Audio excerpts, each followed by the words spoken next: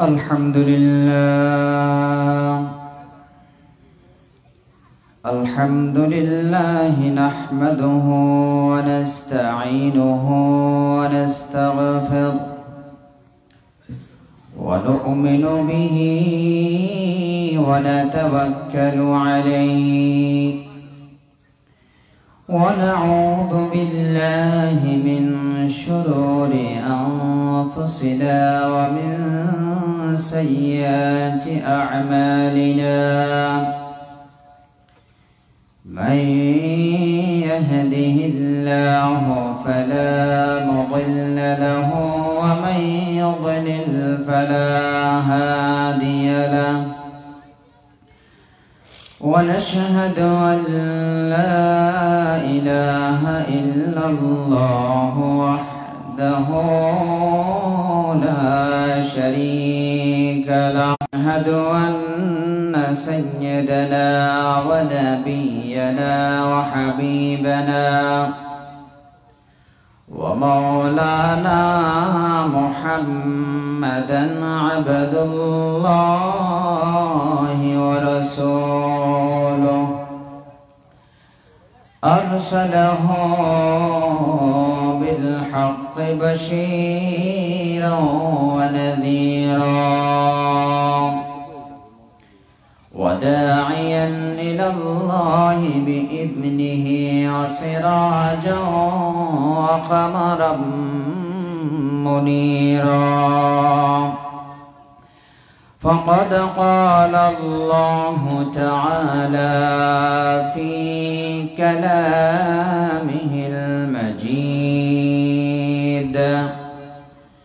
وفرقانه الحميد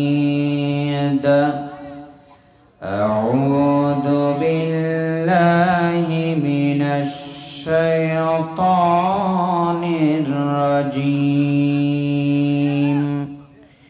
بسم الله الرحمن الرحيم الله الذي خلقكم من ضعف ثم جعل من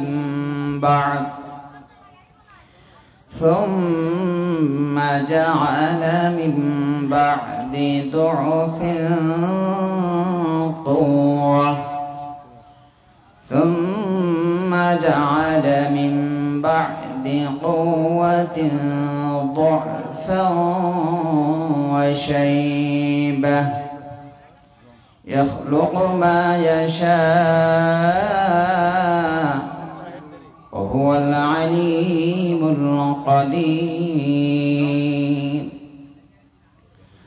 وقال صاحب القرآن صلى الله عليه وسلم جاهدوا المشركين بأموالكم وأنفسكم وألسنتكم أو كما قال النبي عليه الصلاة والسلام آمنت بالله صدق الله المولانا العظيم وصدق رسوله النبي الحبيب الكريم ونحن على ذلك من الشاهدين والشاكرين وقال تعالى في شان حبيبه إن الله وملائكته يصلون على النبي يا أيها الذين آمنوا صلوا عليه وسلموا تسليما اللهم صل على سيدنا مولانا محمد وعلى آل سيدنا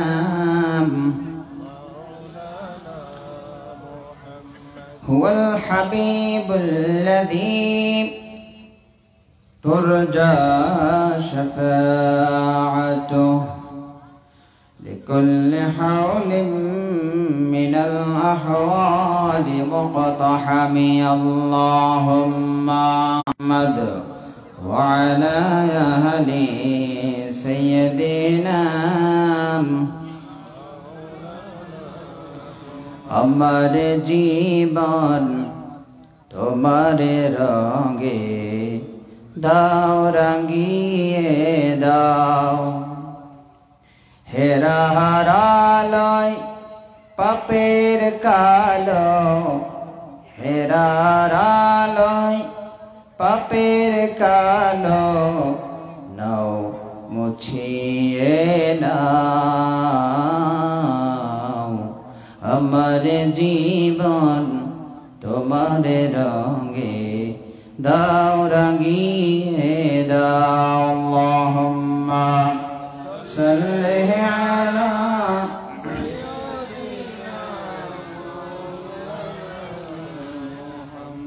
ওয়া আলা আলি সাইয়্যিদিনা بلغ العلا بكماله كشف الدجى بجماله حسنت جميع خصاله صلوا عليه একটি মানুষের গল্প শোনো বিশ্বাসী বলে যারে জানতো সবাই তায়েফে উহুদে রক্ত ঝরে তায়েফে উহুদে রক্ত ঝরে তবু ইহুদি নাসারা হাসতো সবাই বালাগাল উলা বিকামালিহি কাশাফাত দুজা বিজামালিহি হাসনাত জামিআ খিসালিহি ছল্লো যদি জীবনটা বিলাতে চাও যদি রক্ত জড়াতে চাও যদি জীবনটা বিলাতে চাও যদি রক্ত জড়াতে চাও দিনের পথে খোদা রাহে দিনের পথে খোদা রাহে জীবনকে বিলিয়ে দাও যদি জীবনটা বিলাতে চাও যদি রক্ত জড়াতে চাও এই মৃত্যুর নাম হয় যে শহীদ বাঁচলে হয় গাজী এ পথে মরলে মহান প্রভু আল্লাহ তাকেন রাজি এই জীবনের বিনিময়ে জান্নাত ক্রয় করে নাও যদি জীবনটা বিলাতে চাও যদি রক্ত ঝরাতে চাও ওই ঘরের কোণে বসে মরার দাম তো নেই কোনো খানকা ছেড়ে বাইরে এসো বাতিলকে আঘাত হানো ওই ঘরের কোণে বসে মরার দাম তো নেই কোনো খানকা ছেড়ে বাইরে এসো বাতিলকে আঘাত হানো ময়দানেতে লড়াই করে শহীদি খেতাবটা নাও যদি জীবনটা বিলাতে চাও যদি রক্ত জড়াতে চাও দিনের পথে খোদা রাহে, দিনের পথে খোদা রাহে জীবনকে বিলিয়ে দাও। যদি জীবনটা বিলাতে চাও, যদি রক্ত জড়াতে চাও। ঐতিহ্যবাহী দক্ষিণ রূপকানিয়া আল আমিন পাড়া এলাকাবাসীর উদ্যোগে আয়োজিত ৬ষ্ঠতম বার্ষিক সিরাতুন নবী সাল্লাল্লাহু আলাইহি ওয়াসাল্লাম মাহফিলের মান্যবর সভাপতি, বিশিষ্ট ইসলামী চিন্তাবিদ, সমাজসেবক, বর্ষিয়ান আলেমে দ্বীন হযরত আল্লামা হাফিজ জনাব মাওলানা হেদায়েতুল্লাহ সাহেব হাফিজাহুল্লাহ, সম্মানিত খতিব দক্ষিণ রূপকানিয়া বাইতুল শরফ জামে মসজিদ, সম্মানিত সহসুপার বারোদান আল আমিন আদর্শ মহিলা দাখিল মাদ্রাসা, আলোচনা পেশ করেছেন আমাদের অত্যন্ত শ্রদ্ধাভাজন ব্যক্তিত্ব,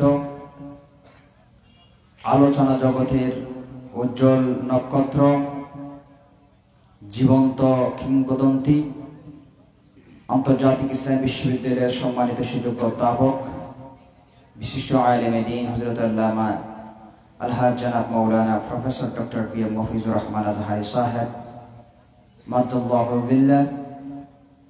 আলোচনা পেশ করেছেন জনাব মাওলানা আহমদ বিন সালাম, আলোচনা পেশ করেছেন জনাব মাওলানা নুরুল কাদের সাহেব সহ আলোচনা পেশ করবেন প্রধান মুফাসসির হিসেবে আন্তর্জাতিক খ্যাতি সম্পন্ন মুফাসসির কোরআন হযরত আল্লামা আলহাজ জনাব মাওলানা কামরুল ইসলাম সাঈদ আনসারী সাহেব সহ জাতির শ্রেষ্ঠ সন্তান হযরত উলামায়ে কেরাম, মুরব্বিয়ানে আযম, যুবক ভাইরা, কচিকাঁচা মাসুম বাচ্চারা, পর্দার অন্তরালে মা এবং বোনেরা, রাহিমানা ওয়া রাহিমাকুমুল্লাহ, হাফিজানা ওয়া হাফিজাকুমুল্লাহ আন বালিয়াতিস সামাওয়াতি ওয়াল আরদ বিওয়াসিলাতি মুহাম্মাদুর রাসূলুল্লাহ সাল্লাল্লাহু আলাইহি ওয়াসাল্লাম।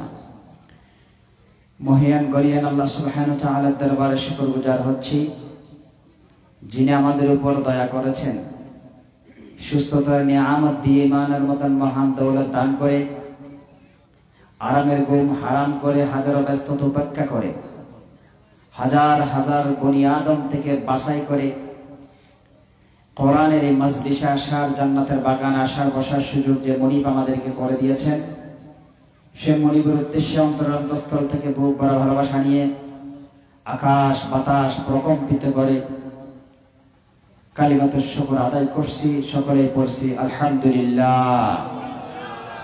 দরুদ আর সালাম বর্ষিত হোক সর্বকালের সর্বযুগের সর্বশ্রেষ্ঠ মহামানব, শোষিত, নির্যাতিত, নিপীড়িত, আত্মমানবতার কাণ্ডারী নবী, যার আগমনে দুনির ধারা পরিপূর্ণ হলো, পথ হারা মানুষ পথের দিশা পেল, অন্ধকারাচ্ছন্ন সমাজ আলোকিত হলো। আমার আর আপনার কলিজার টুকরা নবী সরকার দু আলম তাজদার মদিনা হযরত আহমদ মুজতবা মুহাম্মদ মুস্তাফা সাল্লাল্লাহু আলাইহি ওয়াসাল্লাম।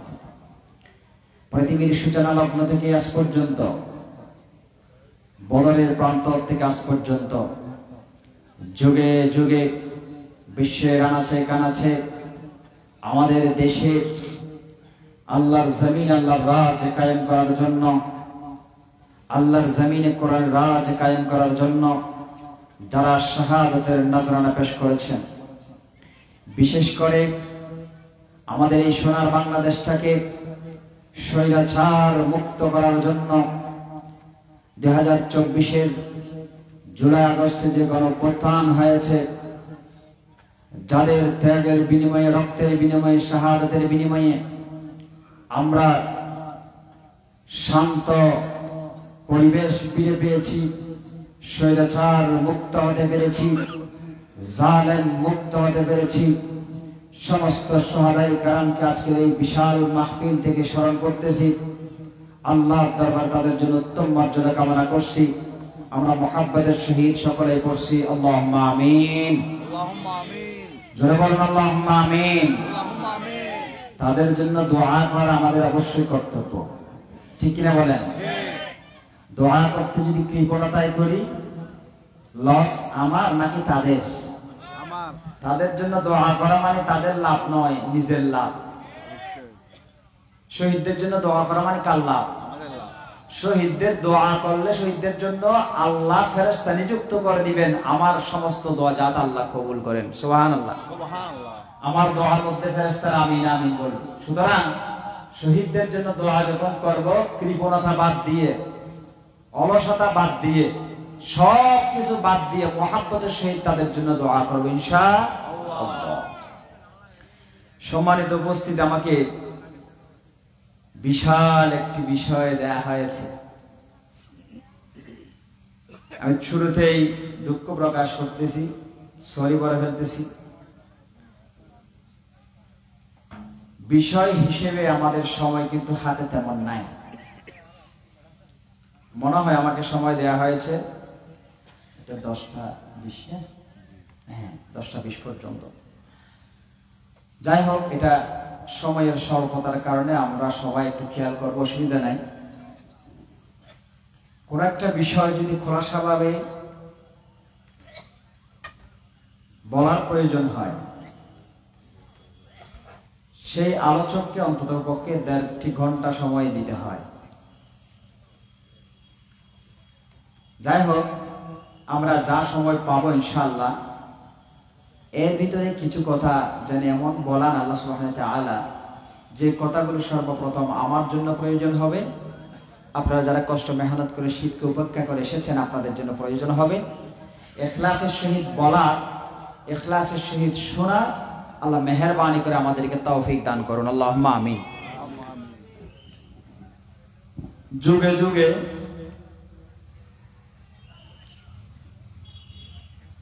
দাওয়াতি কাজে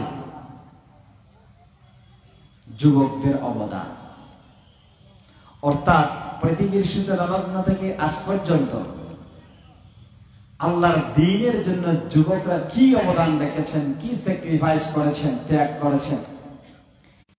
এর পাশাপাশি শহীদি মৃত্যুর মর্যাদা, শহীদি মৃত্যুর বিষয় মোট কয়টা হয়েছে? 2টা। আমরা যুগে যুগে দ্বীনের কাজে যুবকদের যে ত্যাগ, এটাতে একটু টাচ করব। এর পাশাপাশি ইনশাআল্লাহ চেষ্টা করব যারা শহীদ হয়েছেন, শাহাদাতের নজরানা পেশ করেছেন, করতেছেন, এই শহীদের মর্যাদা কি আল্লাহর দরবারে, ঠিক কিনা বলেন? জোর বলেন ইনশাআল্লাহ। সুবহানাকা লা ইলমা লানা ইল্লা মা 'আল্লামতানা ইন্নাকা আনতাল আলিমুল হাকীম। رب اشرح لي صدري ويسر لي أمري واحلل عقدة من لساني يفقهوا قولي رب زدني علما رب يسر ولا تؤثر وتمم علينا بالخير।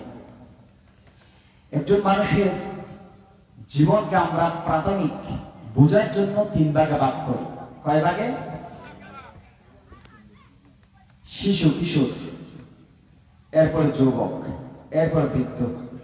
কয় ভাগে ভাগ? কোরআনে 3 ভাগে ভাগ করেছেন, দুর্বলতা, শক্তি, আবার দুর্বলতা। আমি যে আয়াতটি তেলাওয়াত করেছি, আল্লাহ সুবহানাহু ওয়া তাআলা বলেন, আল্লাহুল্লাযী খালাকাকুম মিন দু'ফিন সুম্মা জাআলা মিন বা'দি দু'ফিন কুওয়া সুম্মা জাআলা মিন বা'দি কুওয়াতিন দু'ফান ওয়া শাইবা। আমার আল্লাহ বলেন,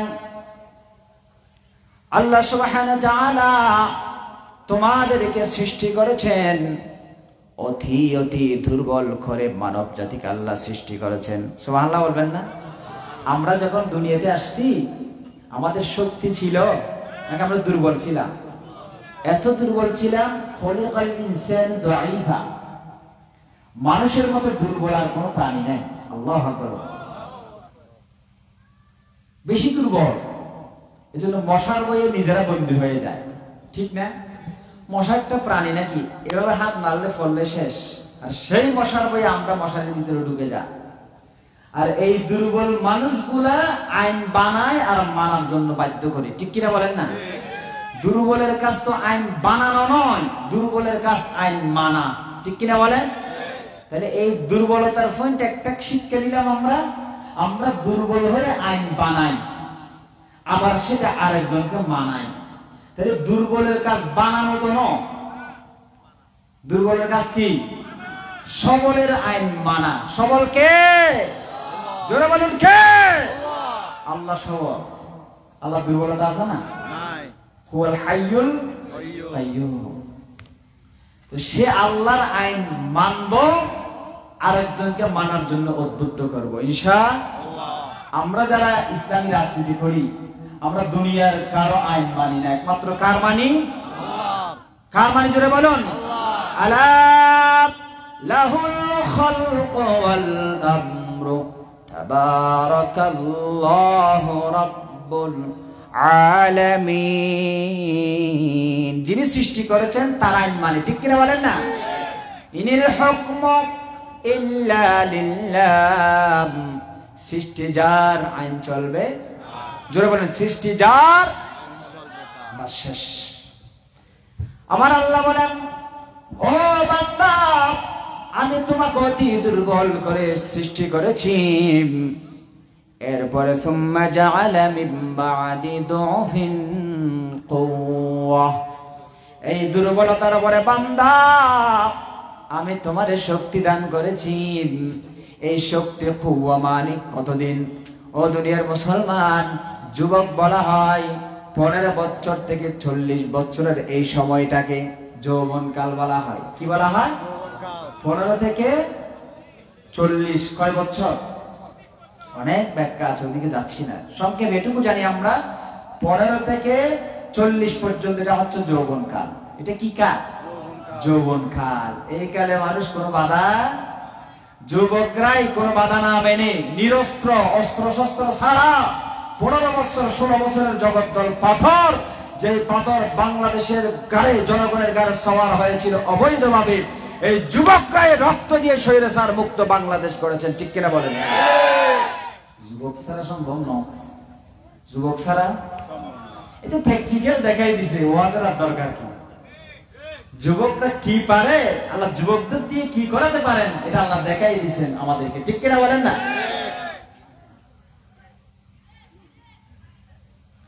জীবন হায়াতি জিন্দেগিতে সবচেয়ে লম্বা সময়, গুরুত্বপূর্ণ দামি সময় হচ্ছে এই যৌবনকাল, ঠিক কিনা বলেন না? যৌবনকাল। এরপরে আমার আল্লাহ বলেন, সুম্মা জাআলা মিন বাদি কুওয়াতিন দুফান ওয়া শাইবা। ও বান্দা, তুমি মনে করেছ এই যৌবনকাল আজীবন তোমার থেকে যাবে?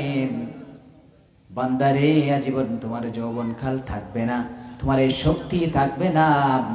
এমন একটি সময় আসবে, সুম্মা জাআলা মিন বাদি কুওয়াতিন দুফান ওয়া শাইবা। এই শক্তি আর থাকবে না। এই শক্তি, তাহলে প্রথমে ছিলাম দুর্বল, শেষও হয়ে গেলাম দুর্বল। প্রথমের দুর্বলতার দাম আছে না নাই?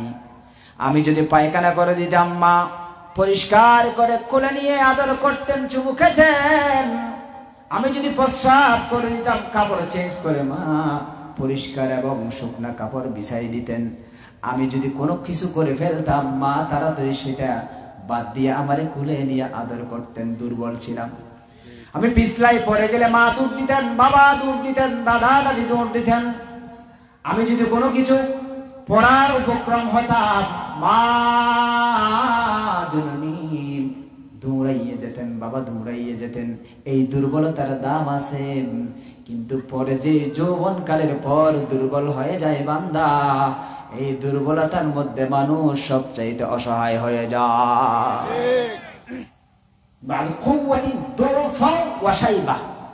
দুর্বল হয়, আবার বৃদ্ধ হয়। এই বৃদ্ধ অবস্থার দুর্বলতা খুব কঠিন। সেজন্য রাসূল কারীম সাল্লাল্লাহু আলাইহি ওয়াসাল্লাম একজন সাহাবাকে ওয়াজ করতে গিয়ে বলেন, হে আমার যুবক,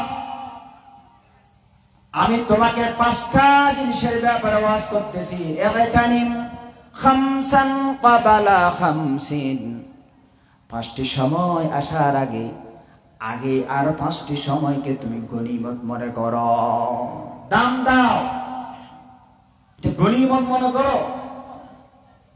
5টি সময় আসার আগে 5টি সময় কি কি? আমার রাসূল বলেন ওই যুবককে, শাবাবাকা ক্বাবালা হারামিক, এই যুবক, তোমার যে আল্লাহ যৌবনকাল আল্লাহ নিয়ামত হিসেবে তোমাকে দান করেছেন, এই যৌবনের উচ্ছলতায় পড়ে, যৌবনের ফাঁদে পড়ে তুমি গুনাহ করিও না। যুবক রে, যৌবনকালে বেশি ইবাদত করা যায়, যৌবনকালে আবার আল্লাহর নাফরমানিও বেশি করা যায়, ঠিক কিনা বলেন না মুসলমান? যৌবনকাল হচ্ছে স্বর্ণকাল, যৌবনকাল হচ্ছে গুরুত্বপূর্ণ গনিমত, সবচেয়ে দামি সম্পদ, সবচেয়ে কি দামি সম্পদ। আল্লাহ এই যৌবনকাল দিয়েছেন কি জন্য?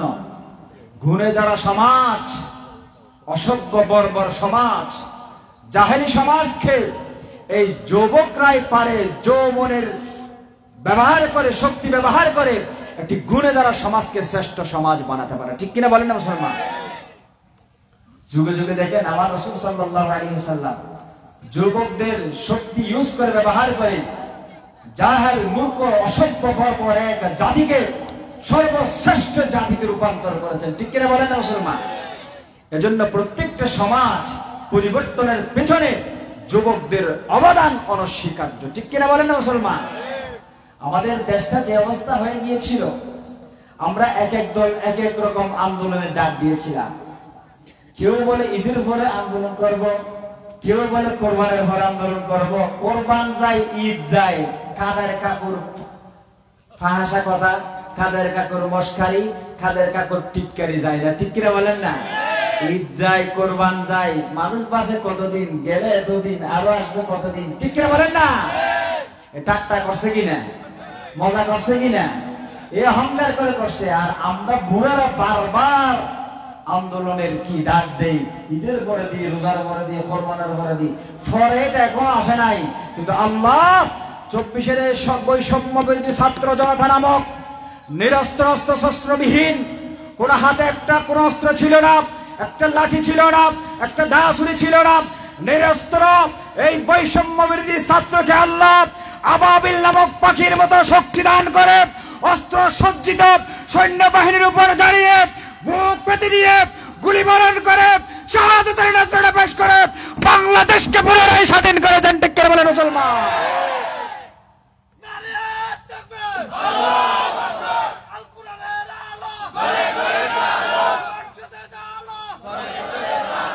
আমার ভাইয়েরা, এজন্য রাসূল করিম সাল্লাল্লাহু আলাইহি ওয়াসাল্লাম বলেছেন, ওসিকুম বিশ-শাবাব, ও দুনিয়ার মানুষ, ও দুনিয়ার জনতা, ও দুনিয়ার মুসলমান, আমি তোমাদেরকে যুবকদের ব্যাপারে ওসিয়ত করতেছি, নির্দেশনা দিচ্ছি, শুনে রাখো।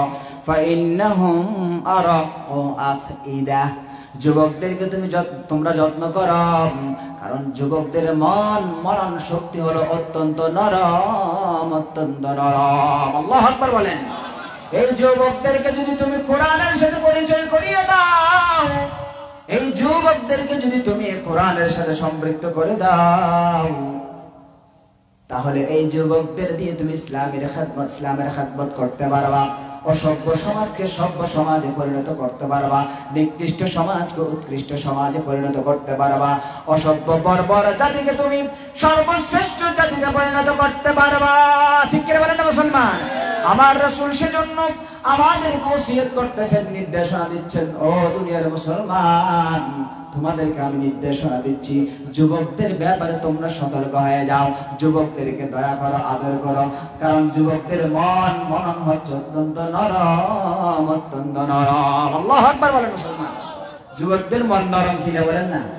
এই যে যুবকরা 17, 18, 20 বছরের যুবকরা আন্দোলন করেছেন, করছে না? আন্দোলন করছে না? আন্দোলন করছে না? আমি দেখেছি, আমি খুব আশ্চর্য হয়ে গেছি একটা বিষয়ে। এই বছরের 14 আগস্ট নয়, গত বছরের 14 আগস্ট, সেদিন কি হয়েছিল বাংলাদেশে?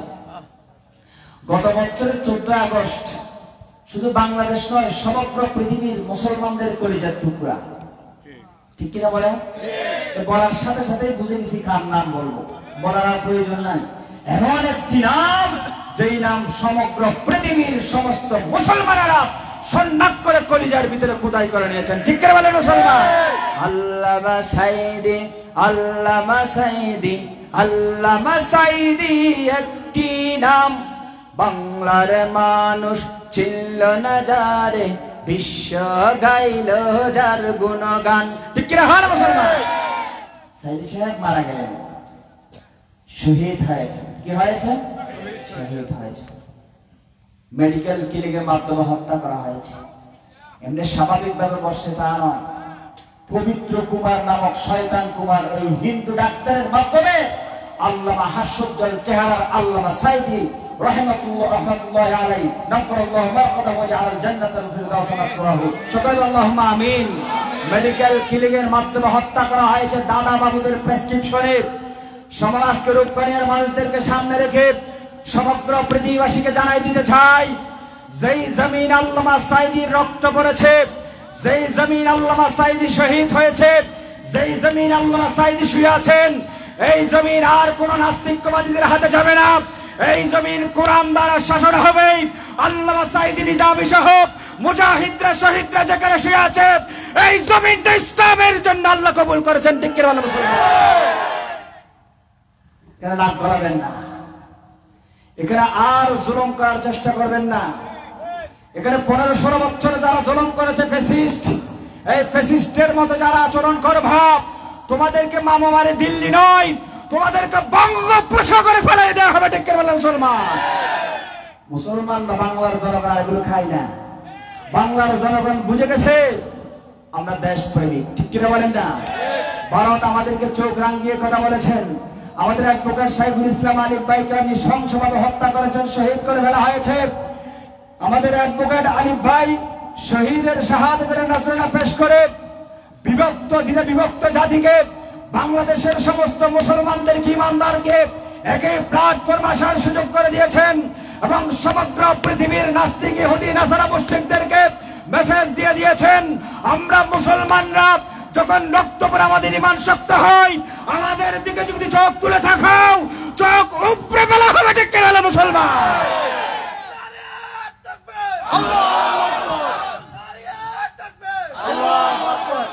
আমার ভাইয়েরা, আমার রাসূল বলেন, যুবকদের ব্যাপারে তোমরা অধিক যত্নশীল হও, কারণ এদের মন অত্যন্ত কোমল নরম। ওয়ালাকাদ বাআসানি আল্লাহু বিল হানিফাতিস সামহা, ইসলামের সুমহান বাণী নিয়ে যখন আমি দুনিয়ায় আসলাম, সর্বপ্রথম ফাহালাফানি আশ-শাবাব ওয়া খালাফানি আশ-শুয়ুখ।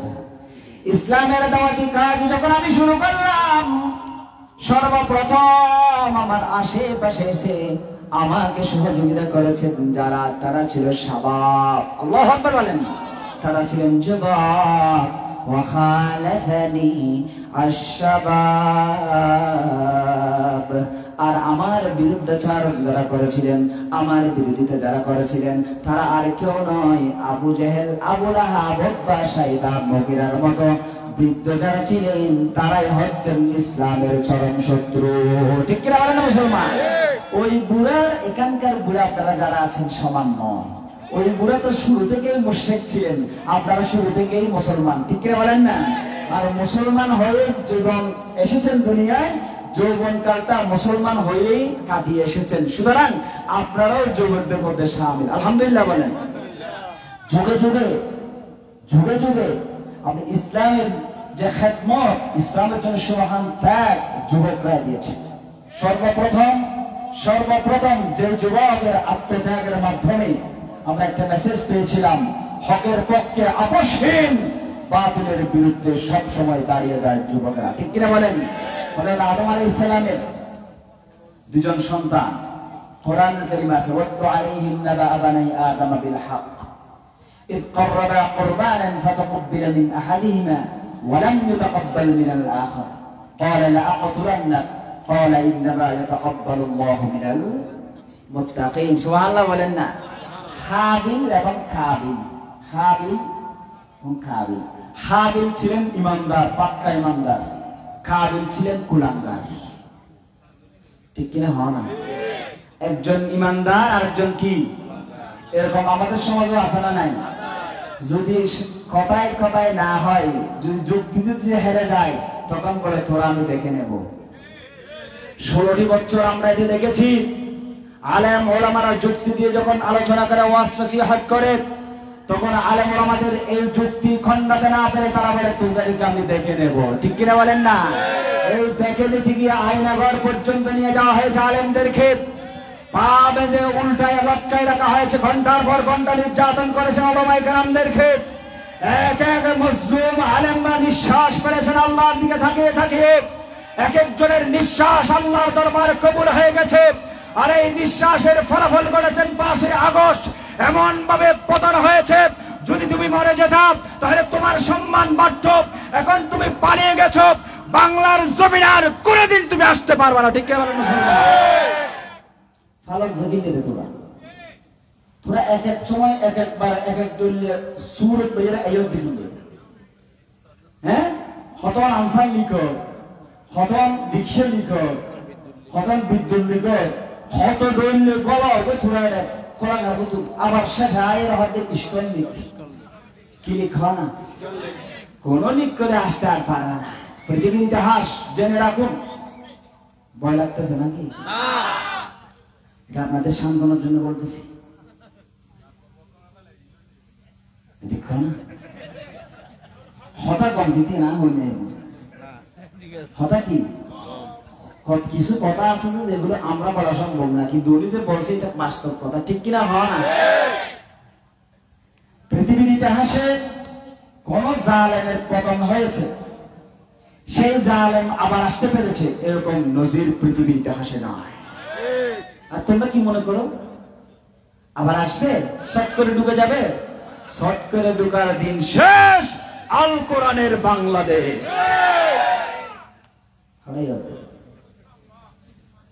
অস্ত্রের সামনে দাঁড়িয়ে যারা বুক ফেটে দেয়, তোদের বিদ্যানগুলি দেখায়, এই যুবকরা বুঝে গেছে জীবন কিভাবে দিতে হয়। আমরা তো মরি না, মুসলমান মরে নাকি? মুসলমান মরবো কেন? মুসলমান মরা মানে জীবন শুরু হওয়া।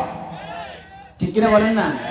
এই জীবন তো জীবন নয়, আসল জীবন মরার পরে। ঠিক কিনা বলেন না? আমার ভাইয়েরা, আদম আলাইহিস সালামের 2 সন্তান, এই ব্যাপারে কোরআনুল কারীমে পড়তে পড়তে অনেক কথা রয়েছে। একজন, তখন আদম আলাইহিস সালামের শরীয়ত ছিল 2 জন করে এক সময় এক গর্ভে এক সময় 2 জন করে সন্তান হতো। এই বছর যে 2 জন হতো, একজন ছেলে হতো একজন মেয়ে হতো। আগামী বছর আবার 2 জন হবে, একজন ছেলে একজন মেয়ে। শরীয়ত ছিল প্রথম গর্ভের সন্তানের সাথে দ্বিতীয় গর্ভের মেয়ের বিবাহ দেয়া। ঘটনাক্রমে কাবিল নামক ওই কুলাঙ্গার সন্তানের সাথে একই সাথে যমজ যে বোনটা হয়েছিল আকলিমা, খুবই সুন্দরী সুশ্রীওয়ালা একজন মহিলা ছিলেন। বিবাহের উপযুক্ত যখন হয়ে গেল, আদম আলাইহিস সালাম ঘোষণা করলেন, কাবিল রে, তোমার পরবর্তী গর্ভে যেটা তোমার আসছে, হাবিলের সাথে যে যমজ বোনটা হয়েছে, ওই যমজ বোনটাকে তোমার বিবাহ করতে হবে। এটা হচ্ছে আমি আদম আলাইহিস সালামের শরীয়ত। কিন্তু কাবিল বলে, না না, আমার সাথে একই গর্ভে আমি ছিলাম, এটা আমার বোন, সুন্দরী বোন, এই সুন্দরীটাই আমি বিবাহ করব, আমি কোন যুক্তি মানতে চাই না। নাউজুবিল্লাহ বলেন। তাহলে শরীয়ত ছিল একরকম, সে মানতে চায় অন্যরকম। তখন আদম আলাইহিস সালাম বলেন, তাইলে কে হকের উপর আসো, এটা একটু দেখাই দাও, কিভাবে কোরবানি দাও। ইন করবা কোরবানান, 2 জনে কোরবানি দিলেন। সংক্ষেপে করতেছে, 2 জন কোরবানি দেওয়ার পর তখনকার কোরবানি কবুলের একটা নিদর্শন ছিল, সিস্টেম ছিল। যার কোরবানি কবুল হবে আগুন দ্বারা জ্বালাই ফেলে সেটা নিয়ে যেত। এখন এই নিয়ম আছে, যদি তাইলে ও বাপরে, যদি দেখতো কেন তো হংসায় কোরবানি কে দিত না, বাঁধতে বাঁধতে আমার কোরবানি যদি ফলি থাকে, আল্লাহ জলে নড়ে যোগে দিও মুখ বাহিনী মোবাইল বাদ দোষ না ঠিক কিনা বলে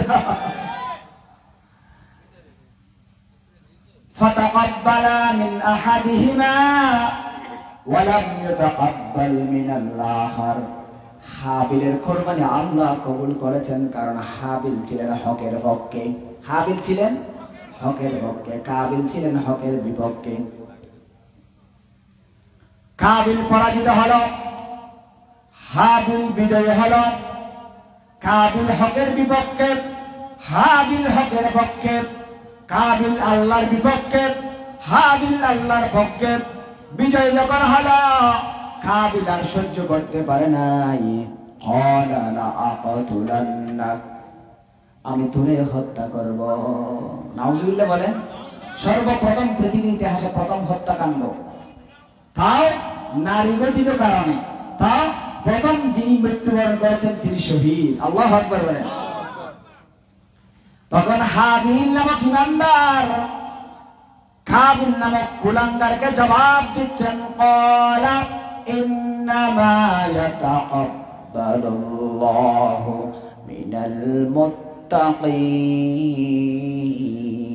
ও ভাই তুমি আমারে কেন হত্যা করবা আমি কুরবানি দিয়েছি তুমিও কুরবানি দিয়েছো তোমারটা কবুল হয় নাই আমারটা কবুল হয়েছে বাইরে আল্লাহ মুত্তাকিদের কুরবানি কবুল করে নেন আল্লাহু আকবার বলেন লা ইন বাসাতা ইলাইয়া দাকা লিতাকতুলানি মা না বিবাসিদিয়া দিয়াইকা লিআকতুলাক ক্বালা ইন্নী আখাফুল্লাহ রাব্বাল আলামিন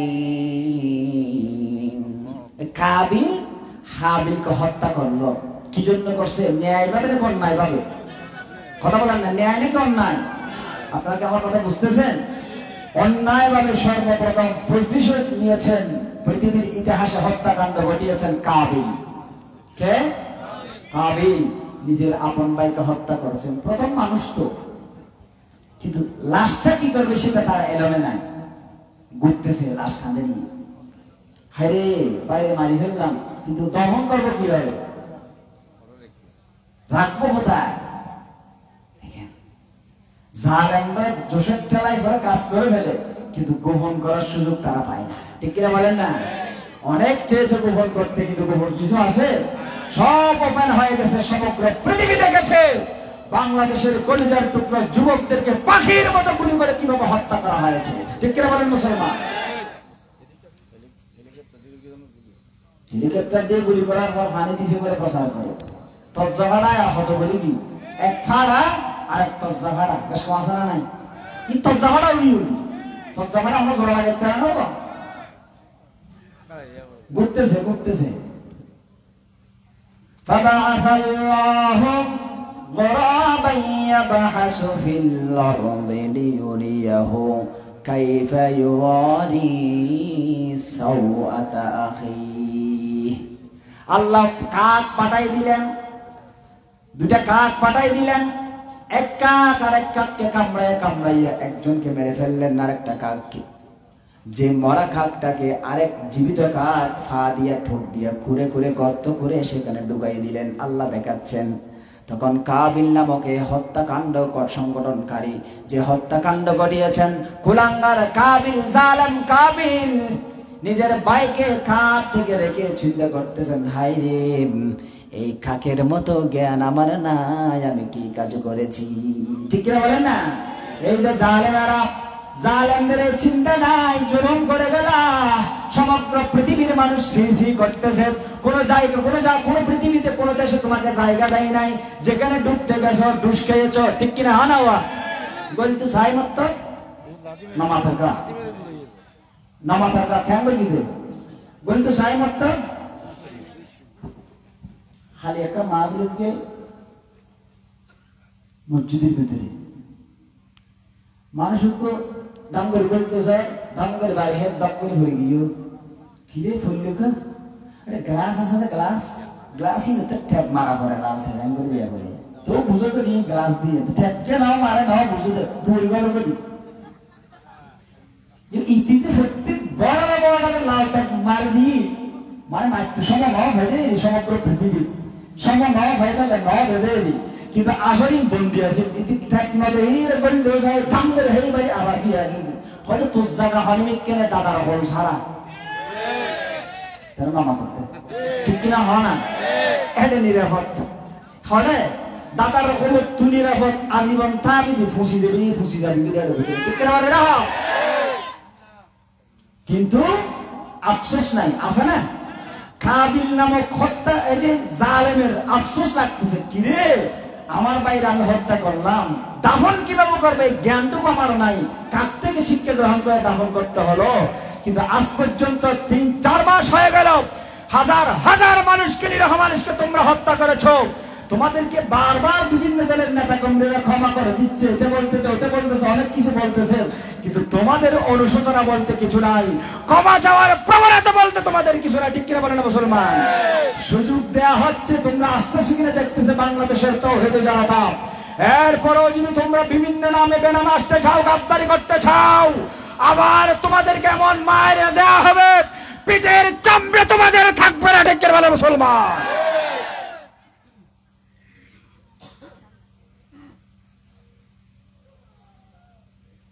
হাবিল সর্বপ্রথম ইসলামের জন্য হকের জন্য জীবন উৎসর্গকারী যুবক আল্লাহু আকবার বলেন জীবন দিয়েছেন হাসতে হাসতে কিন্তু অন্যায় মেনে নিয়েছেন এরপরে আরেকজন যুবকের কথা বলবো যেই যুবক নিজের জীবন হেসে হেসে কাতরে বিলীন করে দিয়েছেন মুসলিমের বর্ণনা হযরত সুহাইব রুমি রাদিয়াল্লাহু তাআলা আনহু থেকে বর্ণিত তিনি বলেন আন্না রাসূলুল্লাহ সাল্লাল্লাহু আলাইহি ওয়াসাল্লাম قال كان ملك في من قبلكم وكان له ساحر فلما كبر সূরা বুরুজের তাফসীর একটু দেখে নিয়েন লম্বা কথা বলা যাবে না সূরা বুরুজ সূরা 85 নম্বর সূরা এই সূরা বুরুজের তাফসীর দেখে নিলে একজন যুবকের যে আত্মত্যাগের মাধ্যমে হক সুপ্রতিষ্ঠিত হয়েছে বাতিল ধ্বংস কিভাবে হয়েছে এটা আমরা শিক্ষা গ্রহণ করতে পারবো সুবহানাল্লাহ বলেন না কতিলা আসহাবুল উখদুদের যে যুবক ইমানদার যুবক নিজের জীবন বিলীন করে দিয়েছে আল্লাহ রাসূলের জন্মের অনেক আগে একজন ইহুদি বাদশা ছিলেন ইহুদি বাদশা জুনাওয়াস নামক ইহুদি বাদশা সেই ইহুদি বাদশার একজন বৃদ্ধ বয়স্ক জাদুকর ছিলেন জাদুকর ছিলেন আপনারা আমার কথা বোঝা যাচ্ছে বিরক্ত হচ্ছেন আলহামদুলিল্লাহ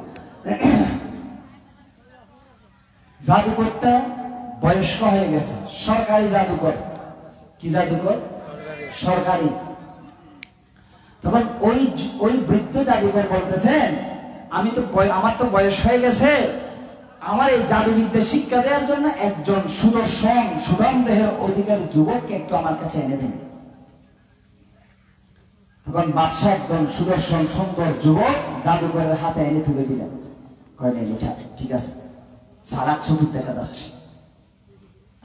ভালো করে খেয়াল করেন ওই জাদুকর যুবককে জাদু শিখাচ্ছেন কারণ জাদুকরের কাছে আসা যাওয়ার পথে ওই যুবক একজন খ্রিস্টান পাদ্রী কি পাদ্রী খ্রিস্টান পাদ্রী তখন ওই খ্রিস্ট ধর্মটা মুসলমান মনে করেন বুঝার জন্য এটা কি মুসলমান একজন বড় আলেম এটা মনে করেন বুঝার জন্য প্রতিমধ্যে জাদুকরের কাছে আসা যাওয়ার সময় খ্রিস্টান পাদ্রীর কাছে গেলেন বসলেন বসে খ্রিস্টান পাদ্রীর কথাগুলো শুনলেন জাদুকরের কথা সে খ্রিস্টান পাদ্রীর কথা তো অনেক সুন্দর অনেক যুক্তিপূর্ণ এই খ্রিস্টান পাদ্রীর কথা শুনে যুবক অভিভূত হয়ে গেলেন পাদ্রীর দিকে ঝুঁকে পড়লেন না পাদ্রী ইমানদার ওই যুবক খ্রিস্টান পাদ্রীর আল্লাহর উপর ঈমান এনে ফেলেছেন সুবহানাল্লাহ বলেন না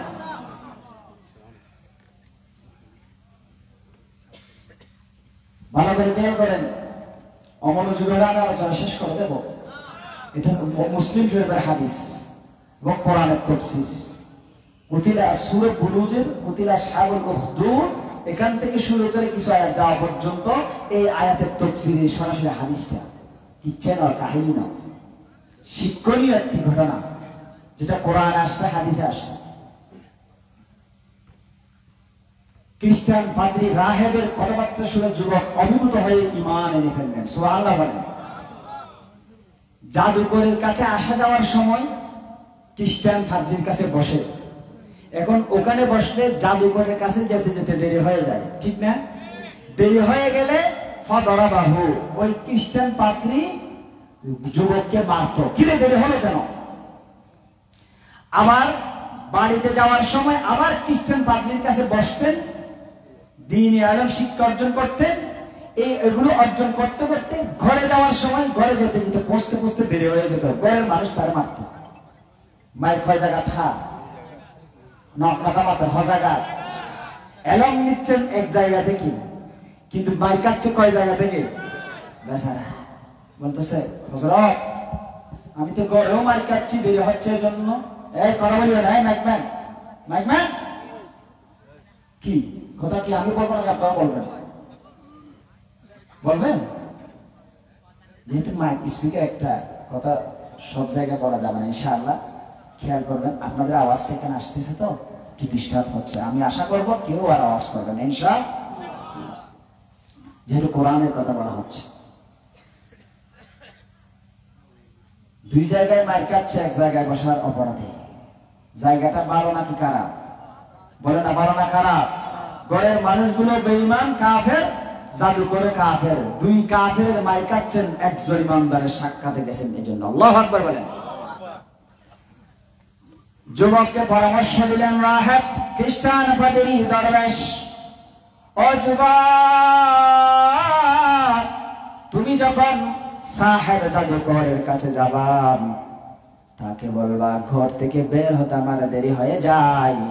আর ঘরে যখন যাবা, ঘরে বলবা জাদুকর আমাকে দেরি করে ছুটি দেয়। আল্লাহু আকবার বলেন। তাইলে জালেমের জুলুম থেকে বাঁচার জন্য মাঝে মধ্যে কৌশলে মিথ্যে কথা বলা যায় আছে। আল্লাহু আকবার বলেন না? যেমন ইব্রাহিম আলাইহিস সালাম বলেছিলেন, ফাকালানি সাকিম, ফাকালানি সাকিম, আমি অসুস্থ। মূর্তি পূজায় যাওয়ার জন্য বলেছিলেন, তিনি বলেছেন আমি অসুস্থ। মরিদ আর সাকিমের মধ্যে পার্থক্য আছে, ওদিকে যাচ্ছি না। এভাবে আসা যাওয়ার সময় এই ইমানদার যুবক মুসলমান ওই খ্রিস্টান দরবেশের কাছে দ্বীনি আলেম অর্জন করতেছেন। একদিন যাওয়ার পথে হঠাৎ করে দেখতে পেলেন দাব্বাতিন আযীমা, বিশাল একটি জন্তু, হিংস্র জন্তু রাস্তা আটকে দিছে। ওই পাশের মানুষ ওদিকে, এই পাশের মানুষ এই পাশে, আটকে আছে, কোন জায়গায় যাওয়া যাচ্ছে না। যুবক এটা দেখলেন, মানুষ থমকে দাঁড়ালেন।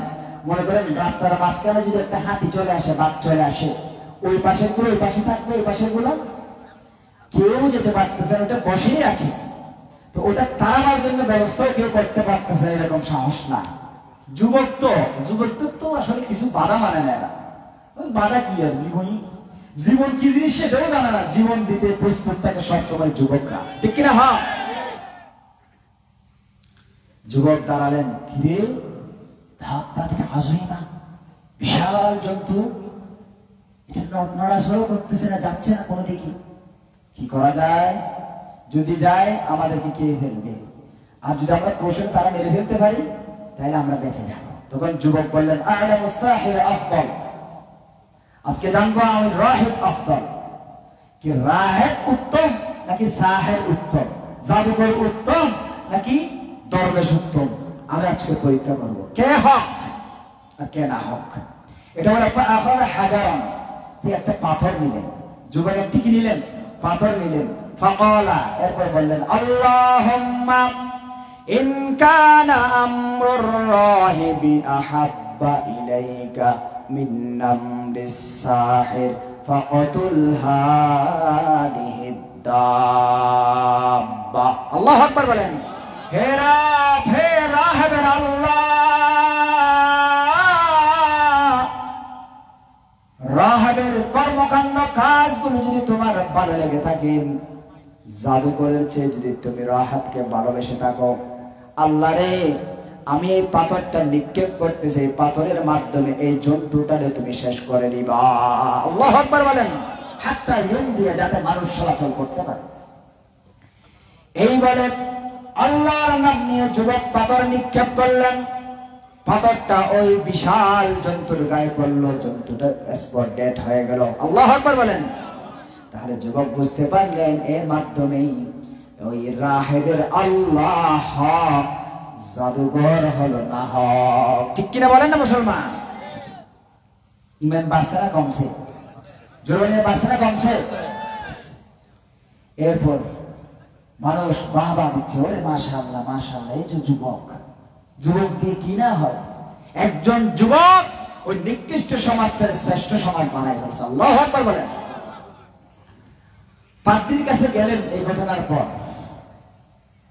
তখন পাদ্রী বলতেছেন, আই বুনাইয়া আনতা ইয়াউমা আফদালু মিন্নি, এ কলিজার টুকরা সন্তান, আজকের দিনে আমার চেয়ে তোমার মর্যাদা বেশি। আল্লাহু আকবার বলেন। তবে যুবক শুনে রাখো, যে কাজ তোমার দ্বারা প্রকাশিত হয়ে গেছে, তুমি একটা পর্যায়ে চলে গেছো। ওয়া ইন্নাকা সাতুবতালা, যুবক রে নিশ্চয় নিশ্চয় তুমি পরীক্ষার সম্মুখীন হবে। এই যুবকেরা, তোমরা যদি ভালো কাজ করো, কোরআনের পক্ষে কথা বলবা, কোরআনের দাওয়াতি কাজ করবা, ইসলামের পক্ষে কথা বলবা, আল্লাহর আইন সৎ লোকের শাসন যখন তোমরা চাইবা, তখন ইহুদি নাসারার পেতাত্তারা নাস্তিক মুরতাদেরা ওই যুবকদের প্রতি আক্রোশে ফেটে পড়বে। ঠিক করে বলেন না মুসলমান? কারণ হক কথা বললে তাদের গায়ে জ্বালা ধরে যায়। ঠিক কিনা বলেন মুসলমান? এই যুবক, ওয়া ইন্নাকা সাতুবতালা, অচিরেই তুমি পরীক্ষার সম্মুখীন হবে। ফাইনিবতুলিতা ফালা তাদুল্লু আলাইয়া, যদি পরীক্ষার সম্মুখীন হও তাহলে জালেম বাদশাকে আমি ফাদ্রীর নাম বলিও না। আল্লাহু আকবার বলেন। আমার নাম বলিও না তো জালেম, আমার নাম বললে সে আমারও শেষ করে দিবে, তোমারও শেষ করে দিবে। এভাবে وكان الغلام يبرئ الأكمه والأبرص ويداوي الناس من سائر الأدواء, জন্মান্ধ যারা অন্ধ, কুষ্ঠরোগী আছে না, বিভিন্ন রোগের নিরাময় করতেছে, সেবা করতেছে আল্লাহর নাম নিয়ে। সুবহানাল্লাহ বলেন না? বাদশার একজন সভাসদ, মন্ত্রী, উপদেষ্টা অন্ধ ছিল, অন্ধ। সে জানলো আমাদের এলাকার একজন যুবক অন্ধদেরকে চোখের জ্যোতি ফিরিয়ে দিচ্ছে। সুবহানাল্লাহ বলেন। এই সভাসদ কিছু হাদিয়ে নিয়ে, টাকা পয়সা নিয়ে এই যুবকের কাছে গেলেন। কথা বোঝা যাচ্ছে? আপনাদের বিরক্ত লাগতেছে? যুবকের কাছে গেলেন, যুবক আমি তোমার কাছে হাদিয়া আনছি, হাদিয়া দেয়া সুন্নত, নেওয়া সুন্নত। হাদিয়া দিলে আল্লাহ রাসূল তাহাব্বু তাহাব্বু, হাদিয়া দাও মহব্বত পাবে। আমাকে একটু চক্ষু, এই যে জ্যোতি, আমি যে অন্ধ, আমাকে একটু চক্ষু ভালো করে দাও। যুবক শপথ করে আল্লাহ, কি বলেছেন আপনি? আমি কিভাবে আপনাকে ভালো করতে পারি? ইন্নী লা আশফি আহাদান, আমি তো কাউকে ভালো করতে পারি না, কাউকে আরোগ্য দান আমি করতে পারি না। ইন্নামা ইয়াশফিল্লাহু তাআলা, আরোগ্য দান করেন তিনি কে? জোরে বলুন তিনি কে? ফাইন্না আমানতা বিল্লাহি তাআলা দাউতুল্লাহ ফাশাফাকা, তুমি যদি আল্লাহর উপর ঈমান আনো তাহলে আমি আল্লাহর দরবারে দোয়া করব যাতে তুমি আরোগ্য লাভ করতে পারো। আল্লাহু আকবার বলেন। ফাআমানা বিল্লাহি তাআলা ফাশাফাহু আল্লাহু তাআলা, ওই সভাসদ, ওই ইহুদি রাজার সভাসদ যিনি ছিলেন, কাফের যিনি ছিলেন, চোখের জ্যোতি ফিরিয়ে পাওয়ার জন্য সাথে সাথে ঈমান এনে ফেললেন। যুবক দোয়া করলেন আর আল্লাহ ওই অন্ধ মানুষের চোখের জ্যোতি ফিরিয়ে দিয়েছেন। আল্লাহু আকবার বলেন। এরপরে ফাকাল লাহুল মালিক, এই সভাসদ রাজার দরবারে গেলেন। রাজা তারে দেখে আশ্চর্য হয়ে গেল, প্রশ্ন করলেন মার রাদ্দা আলাইকা বাসারাকা, এই সভাসদ তোমার তো চোখের জ্যোতি ছিল না, তোমার চোখের জ্যোতি কিভাবে আসলো? কিভাবে তুমি চোখে দেখতেছ? এই অবস্থা কিভাবে হলো? তখন ওই অন্ধ ব্যক্তি যিনি চক্ষুষ্মান হয়েছেন, চোখে দেখতেছেন, তিনি বলতেছেন ক্বালা রাব্বি, আমার চোখের জ্যোতি ফিরিয়ে দিয়েছেন আমার রব আল্লাহ। জোরে বলেন আল্লাহু আকবার। রাজত্ব কম লাগে নাকি জলের? কি আল্লাহ কি হজর ইবা হন আবার দেখ জগতে ইবা হন আল্লাহ ইবা হন মানে আওয়ালাকা রব্বুই আওয়ালাকা রব্বুন গায়রি, মানে আমি ছাড়া আর কোন রব আছে নাকি? নাউজুবিল্লাহ বলবেন না। আমাদের আলেম আমাদের এই মালিকরা রাজারা নিজেকে রব দাবি করে নাই, কিন্তু কর্মকাণ্ডে প্রমাণ করে দিয়েছেন আল্লাহকে রব না মেনে নিজেকে রব প্রভু হিসেবে প্রতিষ্ঠিত করতে চেয়েছে। ঠিক কিনা বলেন না মুসলমান? কাওয়ালাকা রব্বুন গায়রি, আমি ছাড়া আর কোন রব আছে নাকি? তখন ওই সভাসদ একটু আগে যুবকের হাতে হাত রেখে মুসলমান হয়েছেন, সেই সভাসদ জবাব দিচ্ছেন ক্বালা রব্বি ওয়া রাব্বুকাল্লাহ, আমার রব তোমার রব যিনি তিনি হচ্ছেন আমার আল্লাহ। তিনি কে? জোরে বলেন তিনি কে? জোরে বলেন আল্লাহ, আরে জোরে বলেন আল্লাহ। আমার রব ও মালিক তোমার রব, ও বাদশাহ তোমার রব তিনি হচ্ছেন আল্লাহ। আল্লাহু আকবার। বাদশার মাথা ঠিক আছে না? ফাআখাযাহু, তাকে গ্রেফতার করলেন। জালেমরা তো এরকম, যখন রবের পরিচয় মানুষের সামনে উপস্থাপন করতে চায় মজলুমরা, তখন ওই রবের পরিচয় ওয়া মা নাকামু মিনহুম ইল্লা আইয়ুমিনু বিল্লাহিল আজিজিল হামিদ, এই অপরাধে মুসলিমদেরকে যুগে যুগে নির্যাতন করেছেন, ফাঁসির কাস্টে ঝুলিয়েছেন। ঠিক করে বলেন না মুসলমান? একটা অপরাধ বের করতে পারে নাই। জরুরি অবস্থা যখন জারি হয়েছিল, আমাদের এই বাংলাদেশের দুইজন মন্ত্রী ছিলেন যারা তিনটা মন্ত্রণালয় পরিচালনা করেছেন, সমাজ কল্যাণ মন্ত্রণালয়, কৃষি মন্ত্রণালয়, শিল্প মন্ত্রণালয়। যে তিনটি মন্ত্রণালয় দুইজন আল্লাহর নেককার বান্দা পরিচালিত করেছিল। জরুরি অবস্থার পরে আর্মি শাসন আসার পরেই সমগ্র মন্ত্রীর ভিতরে পকেটের ভিতরে দুর্নীতির টাকা পেয়েছে। এই দুইজন আল্লাহর নেককার বান্দার পকেটে একটা টাকা দুর্নীতির টাকা পায় নাই। ঠিক করে বলেন মুসলমান? সমগ্র পৃথিবীকে দেখিয়ে দিয়েছেন আমরা টাকা কামানোর জন্য দল করি না, আমরা টাকা কামানোর জন্য দান্দা করার জন্য রাজনীতি করি না, আমরা রাজনীতি করি আল্লাহর জমিনে আল্লাহর আইন বাস্তবায়ন করার জন্য। ঠিক করে বলেন মুসলমান?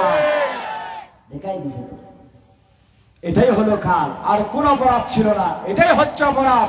সেজন্য তাদেরকে নির্মম ভাবে, আমাদের কলিজার টুকরা নেতৃবৃন্দদেরকে নির্মম ভাবে শহীদ করা হয়েছে। ঠিক করে বলেন মুসলমান? শহীদেরা মরে, কিন্তু বাস্তব মরে নাকি? আমার আল্লাহ বলেন ওয়ালা তাকুলু লিমান ইউকতালু ফি সাবিলিল্লাহি আমওয়াত বাল আহয়াউ ওয়ালাকিন লা তাশউরুন। আল্লাহ অধ্যাদেশ জারি করে দিলেন, হে খবরদার নওয়াতিস নহস গান থাকবে না বলিস, শহীদরা মরে না, আল্লাহ রাস্তায় যারা জীবন দেয় বাল্লা হায়া। যুবকের নাম, যুবককে গ্রেফতার করে আনা হলো। যুবককে যখন ফালাম ইয়াজাল ইউআদিবু হাত্তা দাল্লা আলা রাহিব, নির্যাতন করা শুরু করলেন, তখন ওই যুবক রাহিব পাদ্রীর নামটা বলে দিলেন। যুবককে গ্রেফতার করা হলো, সভাসদকে গ্রেফতার করা হলো, পাদ্রীকেও গ্রেফতার করে নিয়ে আসা হলো। গ্রেফতার করে তাদেরকে বিভিন্ন ভাবে হুমকি ধমকি দেওয়ার পর বারবার বলতেছেন ইরজিআন দীনিক, তোমরা যে দিন থেকে বের হয়ে গেছো আবার তোমরা দিনের মধ্যে ফিরে আসো। এটা দিন নাকি বেদিন? দিন তো নয়, তার দৃষ্টিতে দিন। তখন ফাআবা, সবাই অস্বীকার করলেন। ফাদা বিল মিনশার, বাদশা বললেন এই করাত নিয়ে আসো, করাত। সর্বপ্রথম রাহেব যিনি পাদ্রী ছিলেন, গবেষক ছিলেন, তার মাথার উপর করাত রাখা হলো। মাথা দিয়ে জীবন্ত মানুষের মাথার উপর করাত দিয়া এভাবে সিরাইয়া গাছ ফাড়ার মতো, সিরাই ফেলার মতো জীবন্ত মানুষকে হত্যা করা হয়েছে। ইন্না লিল্লাহি, কিন্তু উনি ঈমান ছাড়ে নাই। আল্লাহু আকবার। জীবন দিয়েছেন হাসতে হাসতে, ঈমান ছাড়ে নাই। আল্লাহু আকবার বলেন। এরপর সভাসদকে করাত দিয়ে দুই টুকরা করা হলো। হত্যা করার জন্য ইযহাবু ইলা জাবাল, পাহাড়ের উপর একটা বাহিনী নিয়ে যুবককে পাঠিয়ে দেওয়া হলো, যাও পাহাড়ের উপরে নিয়ে যাও, পাহাড়ের উপর থেকে যুবককে ফেলে দিও। ফেলে দিলে শেষ। সবাই যুবককে ধরে ধরে পাহাড়ের উপর নিয়ে গেল। যুবক আল্লাহর দরবারে ডাক দিলেন, আল্লাহ তুমি তো হক, এরা না হক, এদের হাত থেকে আমাকে বাঁচাও। সাথে সাথে পাহাড়ের কম্পন শুরু হয়ে গেল। যুবককে যারা ধরে নিয়ে গিয়েছিল তারা পাহাড়ের উপর থেকে পরে সবাই মারা গেল। সুবহানাল্লাহ বলেন না। আসলেন যুবক বাদশার কাছে, কিরে তোমার সাথে যারা গিয়েছিল তাদের কি অবস্থা? কয় তাদেরকে তো শেষ করে দিয়েছি, তারা শেষ হয়ে গেছে। সুবহানাল্লাহ বলেন না। তারা কি? কয় মা ফাআলা বিসাহিবিক, কয় তোমার সাথে যে সাহেব বন্ধু ছিল তোমাকে হত্যা করার জন্য গেছে, তারা কোথায়? তারা মরে গেছে। আর কতগুলো মানুষকে ঠিক করলেন, যাও এই যুবককে নিয়ে যাও, তাকে সমুদ্রের একদম মাঝখানে নিয়ে ফেলে দিবা। সমুদ্রে নিয়ে গেলেন। যুবক আল্লাহর দরবারে হাত তুলে দিলেন। যারা নিয়ে গেছে তারা সমুদ্রে ডুবে মরছে, যুবক জীবিত হয়ে ফিরে আসছে। আলহামদুলিল্লাহ বলেন। যুবক বাদশার কাছে আসি বলে, ও বাদশা তুমি কি আমার মারতে চাও? তুই যে হাম করো, আমাকে যদি মারতে চান আমার কথা মতো যদি আপনি আগান মারতে পারবেন না। তোর কথা কি? আমাকে যদি মারতে চান আপনার একটা কাজ করতে হবে। সেটা কি? আপনার এলাকায় যত মানুষ আছে সমস্ত একটা মাঠে সবাইকে একত্রিত করুন। এলাকার যত মানুষ আছে সবাইকে কোথায় একত্রিত করুন? একটা মাঠে একত্রিত করে আমাকে সুরে ছড়াবেন। সুরে ছড়া একটা তীর নিবেন, তীর নিয়ে আমার দিকে এভাবে ধরবেন, ধরে বলবেন বিসমিল্লাহি রাব্বিল গোলাম, এই গোলামের রবের নামে মারলাম। এটা বলে যদি আমারে মারেন তাহলে আমি শহীদ হয়ে যাব। আল্লাহু আকবার বলেন। সমস্ত মানুষ আছে না নাই? কথা বলেন, আছে না নাই? যুবক দেখেন জীবন দিয়ে ইসলামের খেদমত করে গেছেন। আল্লাহু আকবার বলবেন না? এই যুবক বাদশাকে বললেন, এলাকার সমস্ত মানুষ, দেশের সমস্ত মানুষ আনি এক জায়গায় করেন, এক জায়গায় করে আমার রবের নাম নিয়ে যদি আমাকে মারতে পারেন তাহলে আমি মরব। বাদশা পরামর্শ শুনলেন, বিসমিল্লাহি রাব্বিল গোলাম বলে মারলেন তীর। সাথে সাথে যুবকের কান দিয়ে তীর ঢুকে ওই জায়গায় ইন্তেকাল করেছেন। ইন্না ইলাইহি রাজিউন। যত মানুষ জমায়েত ছিল সবাই দেখছে কিনা? কথা বলেন, দেখছে কিনা? আশ্চর্য! এই ঘটনা দেখে সবাই আশ্চর্যান্বিত হয়ে গেলেন। আর সবাই একসাথে একে বাক্যে পড়া শুরু করলেন, আমান্না বিরাব্বিল গোলাম। আল্লাহু আকবার বলেন। আমরা আর কুফরি হালাতে থাকতে চাই না।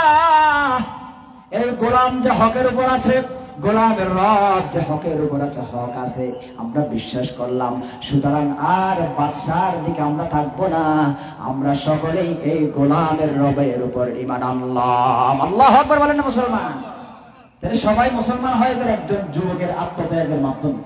সুবহানাল্লাহ বলবেন না? যুবক দেখেন কিভাবে যুবকরা আত্মত্যাগ করেছেন। এরপরে রসুলের জীবনের, রসুলের জামানার যুবকদের কথা অনেক কথা আছে, এই জন্য বলেছি বিষয়টা অনেক লম্বা। এরপর ভালো করে খেয়াল করেন, যারা ঈমান আনছে তাদেরকে হত্যা করার জন্য গর্ত করা হয়েছে, গর্ত। ওই গর্তে আগুন ধরিয়ে দেওয়া হয়েছে। ভালো করে খেয়াল করে শেষ করে দিচ্ছি, কোরআন মুফাসসির চলে আসছেন।